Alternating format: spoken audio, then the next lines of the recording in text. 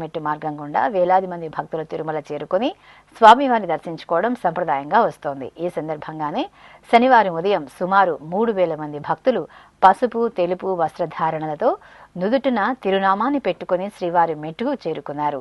అక్కడ అల్పాహారం స్వీకరించారు. అనంతరం 6,000 కేజీల పసుపు కుంకుమలను తీసుకుని మెట్టు మెట్టుకు బొట్లు పెడుతూ 2,10,00,000 గోవిందనామ స్మరణలు చేస్తూ తిరుమలకు పయనమయ్యారు. ఈ సందర్భంగా దక్షిణ భారతదేశ వాట్సాప్ బృందం అధ్యక్షుడు మహంతా శ్రీనివాసరావు ఎస్వీబీసీతో మాట్లాడుతూ తమ మనోభావాన్ని పంచుకున్నారు.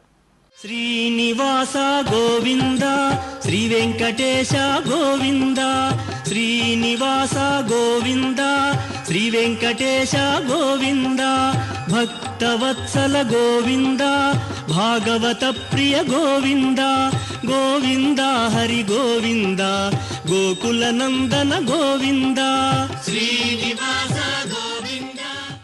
ఓం నమో వెంకటేశాయ.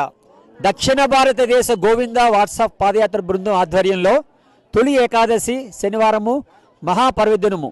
ఈరోజు 3,000 మంది భక్తులు తిరునామం పెట్టుకొని పసుపు వస్త్రధారణతో 6,000 కేజీల పసుపు కుంకుమతో మెట్టు మెట్టుకు గోవింద గోవింద గోవింద అనే గోవింద స్మరణతో ప్రతి భక్తుడు 7,000 గోవింద సార్లు చెప్తూ మొత్తంగా 2,10,00,000 గోవింద స్మరణతో ఈరోజు మహాపవిత్ర దినమైన తొలి ఏకాదశి నాడు మెట్ల పూజోత్సవ కార్యక్రమంలో ఎంతో భక్తితో, భాషలు వేరు భావాలు వేరు భక్తి వేరు అన్నీ వేరు, కానీ మా అందరి సంకల్పం కూడా, మా అందరి దివ్య సంకల్పము సర్వే జనాం సుఖినో భవంతు.